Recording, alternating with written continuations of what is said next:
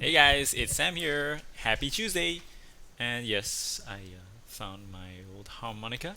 Well, I didn't exactly lose it, and it's not that old, really. But maybe I'll learn something new. No, don't worry, I'm not gonna spend the whole day just blowing on this thing. Okay, so breaking news. Well, it's not that breaking news, really. Um, but yes, the question on everyone's minds, I'm sure it's on yours, is kimchi 어디 있습니까? Sound like I said kimchi there. But no, I said kimchi. So, where is Kim Jong Un? That's what I just said. Where indeed? 어디 있습니까? Yeah, I don't know. People say, in case you haven't heard, Kim Jong Un is apparently MIA. People haven't seen him in a while. It's time to get worried. Okay. But never fear.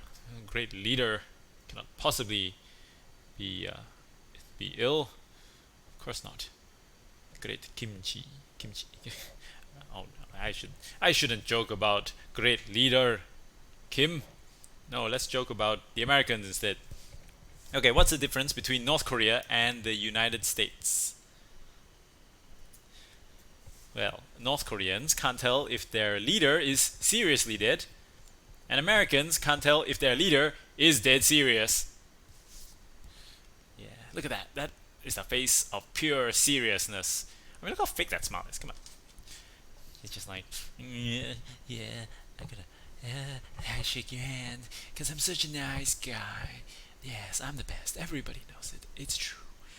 Oh, but yeah, gotta give me some of that hand sanitizer so I can get this stuff off. Ugh. Okay. Yeah. So, guys, come on. Great leader Kim Jong Un is not dead. Of course not. He's just Kim Jong unconscious, or maybe he's Kim Jong underground. Just laying low for a little bit. Maybe letting his sister run the show. It's okay, guys. It's okay. He'll be back. Okay, but speaking of Korea, I was just gonna segue into our Korean lesson. Okay, so you guys remember this? This is one of our earliest phrases. You remember what it means? Quick, let's go through. 밥 먹겠어? Or if you want to be polite, you can go 밥 먹겠어요? Okay, and what does it mean? It means have you had your food? You had your rice. 밥 is rice. You sudah makan? Okay, and like I was doing yesterday, I'm gonna translate it into Korean. Did I say Korean? I meant Hokkien. Yes, that's right. Okay, so in Hokkien, it's boy. boy. Okay, have you eaten? So yeah, like I mentioned, in Asian cultures, people like to ask, have you had food? Have you eaten your food yet? As a greeting or like a how are you? I guess they don't really do that in Western cultures. Maybe because the mat salleh figures. If you haven't eaten and you're hungry, then what are you doing standing here talking to me? You obviously be stuffing your face, right? So yeah, no, yeah, jababoy. So if you put in conversation, it'll be like if I would ask you jababoy, and you go, oh, what jabaleo? What jabaleo? Lu jababoy. And then I would go, oh, aboy, oh, well, tongge mo akicha. Okay, so what I said there was, so I asked, have you eaten jababoy? And my counterpart said, oh, jia liao, I've eaten. It means not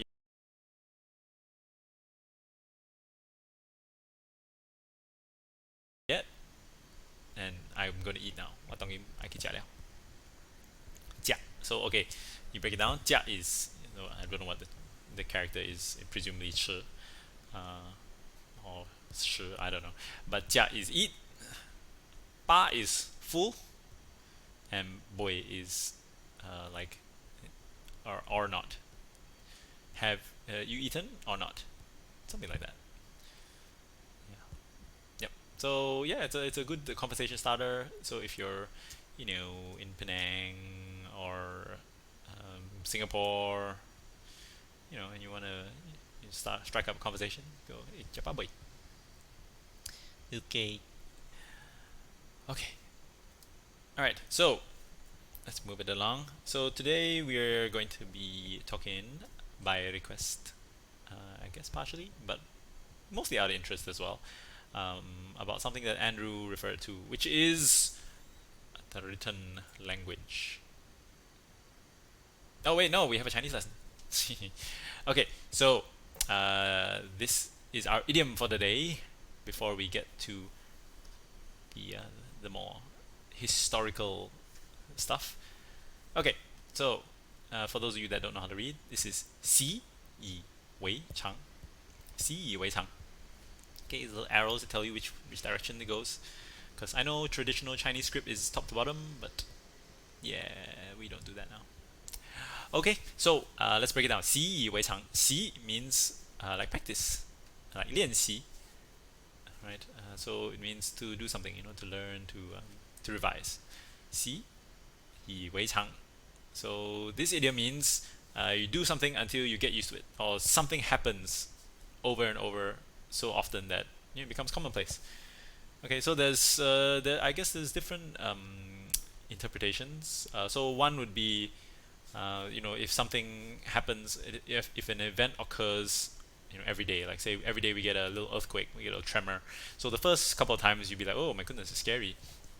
But then after the first few times, you would say, oh, 哎呀，已经发生了几次啦，我们已经习以为常了. So we've gotten used to it. Okay. An alternative way of interpreting it is basically you do something so often that it becomes a habit, right? So 习以为常. So you practice it until it becomes second nature, something like that. Yeah. So maybe it's putting a little positive spin on it. Yeah. It's a formation of good habits. Okay. Basically, it's just to keep doing it. 习以为常. So 常 is like regularity. Okay. You practice until it becomes second nature. Okay. So yeah, it doesn't have to be something major, just something you do every day. I don't know why, but Chinese characters, I think about it, they all look kind of look kind of menacing, don't they? Huh? These downward facing sharpy things. Look at that. They're very sharp, pointed. Maybe it's just the way I write it. But look at this thing. It looks like a freaking reaper. It's like, yeah, I may have gone a bit overboard there with the illustrations, but you can still read it, right? Okay, so on to our thingamabob at hand. So here is something that you probably won't see very often now, but back in the day, everyone's called BC now, before coronavirus, this was a very common sight. People lingering, milling about everywhere, exposing their nose and mouths to the elements, not wearing face masks, right? Unthinkable. But anyway, we are not looking at this for people watching. We're looking at this because of the characters. Okay, so today we're gonna briefly run through the history, I guess, of the Chinese written language. So now, firstly, Chinese, as you know, is one of the most widely spoken languages in the world, if not the most. Okay, so it's got roughly 1.2 billion last they counted. It's probably a bit more now. Okay, 1.2 billion speakers worldwide. Okay, so one characteristic thing about Chinese is the writing system. So it is very different from most other languages because it is what we call a logographic language, which means each of these characters that you see has its own pronunciation and its own meaning. Right? Each character represents a word or a phrase. Right? So whereas in languages like English, Spanish, Malay, and all that, those are syllabary systems, syllabary languages, which means they're based on a common alphabet. So like Korean, like just now, you can, if you know the alphabet, you can work out how to at least pronounce it. You may not understand it, right? But you can at least work out how to say something, right? And now I know with English sometimes there can be a bit of a challenge as well. The way they spell things. Like yesterday, I was saying all these superfluous letters. Okay, so yeah, whereas in Chinese, if you had no idea how to read this, then you have no idea how to read this. right? It's simple as that. You know, the like you can kind of derive it if it looks like another character. Like, you know, if this character looks like this character, then maybe. But no, not really. It's not a good rule to go by. Okay, so Chinese, very different, very different. That's all I'm gonna say. Long story short. Okay, so what happened is, you know, if you're familiar with Chinese culture, is that sometime in the past there became two. It wasn't that long ago. It was about like, you know, 50 years ago, 50, 60 years ago. Yeah, thereabouts. No, actually, man, it's like 80 years. Yeah, good God, it's like 2020 now. That was back in the Cultural Revolution, which was, you know, 50s, 60s. Yeah, that's a long time ago. There you go.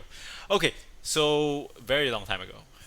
Um, a generation. So anyway, so you know that there is two forms of writing. So there is the traditional, the fanti, right?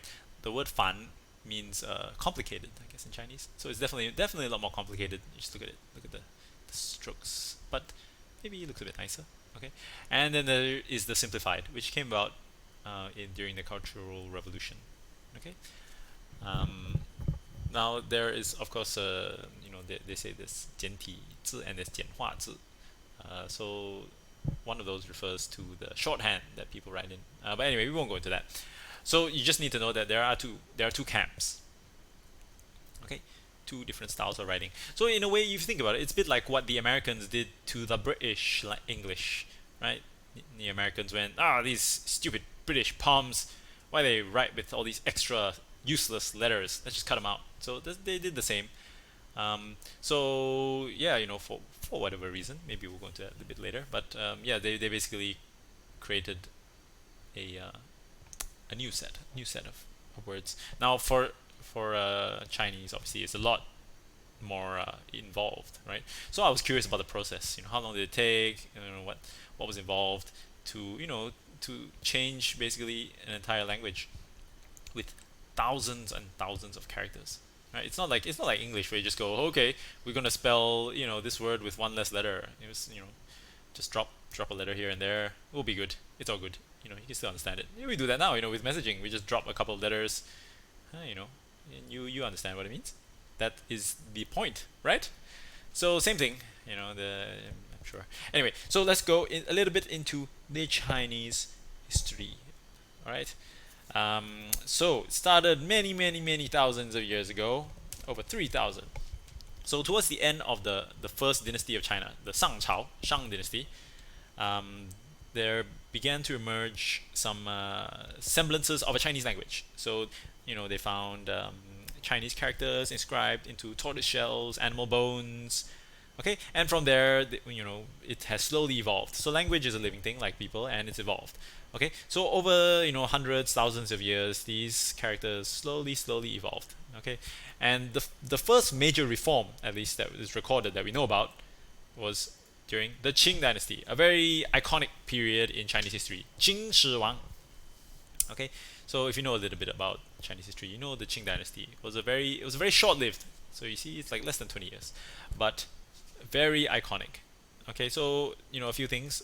Qin Shi Huang, he is the first guy that China was united under a single government. Before that, you know, they were all individual kingdoms, provinces, okay, and they had their own scripts, and they probably spoke slightly different languages. Okay, so Qin Shi Huang, he unified everybody. I'm sure it took him a while, but finally he got there and he established the Qing dynasty, Qing Chao. Okay, united everybody and he standardized the writing. Okay, like this. So this is Qin Shi Huang right here. Look at that guy. Okay, now I'm sure he did some nasty things, but one of the good things that came out of it, I guess, is the writing. Okay, so this is what it was before. So these are all the different, this Qi, Chu, Yan, Han, so all these different provinces. Yeah, this is how they wrote the same word. So Ma is horse, horsey. An is peace. Okay, so this is how they wrote it. So it looks look how yeah, maybe it looks like a horse head and some hair. I guess that's what. I mean, this looks like a dinosaur, T-Rex, with a tail. I don't know, but anyway, this is An. So kind of similar.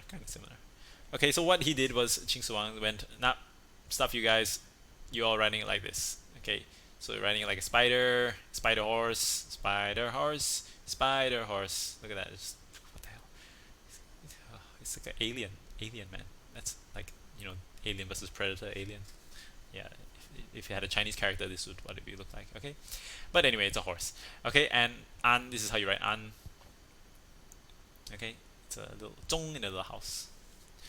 Okay, safe and sound. Okay, and another iconic thing that happened during the Qing dynasty is they started building the Great Wall. Okay, so there you go. And so this was back in the day, 221 BC. Okay, and what he did was he formalized it, and he created this singular, what became known as the clerical script. Okay, then came along the Han Chao, the Han Dynasty. So this was around about towards the end of the Han Dynasty, a couple hundred years after, 220 AD. The clerical script underwent another major revision by this guy. So his name is Zhong Yao.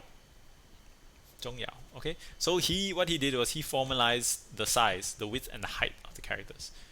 Okay, he's a good-looking guy. Okay, so this is what he did. Yeah. Okay, Zhong Yao. So what he did was he standardized it. So just now you saw it's kind of spiky, kind of pokes here and there. So what he did was he standardized it and made it a lot easier to align, made it a lot neater. Okay, and this became known as the regular script. Alright, so thanks to this revision, the characters could be placed a lot more evenly on a line, and it makes it a lot easier to write and read, definitely read. And eventually when printing came about, this what made it possible. Right, so it's also messy. And so what Zhong Yao did during the Han dynasty, creating this writing, it became known as Hanzi. And even to this day, we call it Hanzi, right? And that is a reference to the fact that it was created during the Han Cao. Okay. All right, and then after that, of course, we all know what happened. The Cultural Revolution came along. Okay, so Mao Zedong and his group during World War II, China. Okay, so after they won the Chinese Civil War and formed the PRC, the People's Republic of China, the Communist Party, they wanted to reform. Okay, they wanted to change a few things, and one of the few things was the language. Okay, so I mean there are a number of reasons, why they did it, why they changed the text. Okay, so I think one of the reasons would be because they wanted to set a mark in history. So in the future, all these trivia shows are going to have the same damn question. When was the language changed? Right? It's like what America did. Like I mentioned, with the British English, they put that mark on it. They went, nah, these guys suck. These guys are idiots. They're traditional. They're boring. We're going to change the world, man. It's going to be a game changer. We're going to come up with our own language. Yeah, but not that different. We'll still speak it the same so that we can, we can get along with them, we can understand them, but we're going to write it differently. We're going to revolutionize it. Yeah. Okay, so set themselves apart. That's what America did. Okay, and these guys are the same, PRC are like, we are going to set ourselves apart from this traditional bullshit. We're going to create some real horse shit now. Okay, we're going to make it simpler, cleaner. Okay, but I mean, yes, there was a noble reason. They wanted to increase literacy rates. Make it easier for everybody to write and read. I mean, for the most part, these are. Yeah, so this is what traditional looks like. Complicated, lots of strokes. This is simplified. Okay, and as Andrew mentioned, there is the joke, of course, with the word "I." So this word means love in Chinese. They took out the heart. So simplified Chinese has no heart. Okay. Yes. So these new characters were officially adopted in 1949. Okay, and they did a couple of revisions, throughout the years, and all the official documents were distributed with the new language. So obviously, people took some time to get used to it. It took at least about, I think, 10 years, more than 10, right? So it started in 1949, and by the time they got around to pushing it all out, it was like 1956, and yeah, so it took them just about 7 years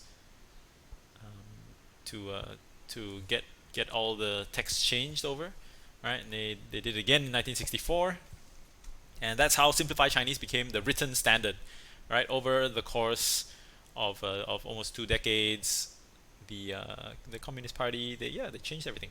So obviously the places, okay.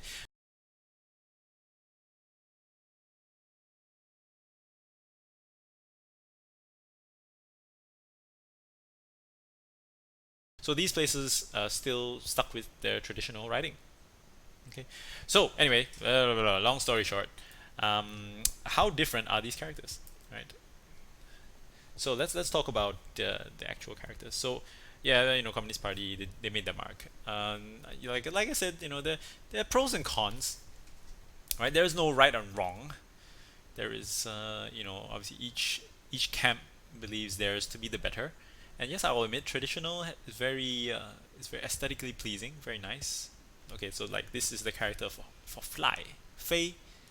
Look at that, look at that. And this is the new character down here. See, so they just cut the top half. They're just like, oh, let's just stick with this. Let's throw this away. Okay, so these traditional characters have a lot more meaning, right? Because okay, this one is like two wings, Fei Fei, and Sun means to rise. So go up, right? Like Hai is these are like the door, and this is the little guy coming through the door, I guess.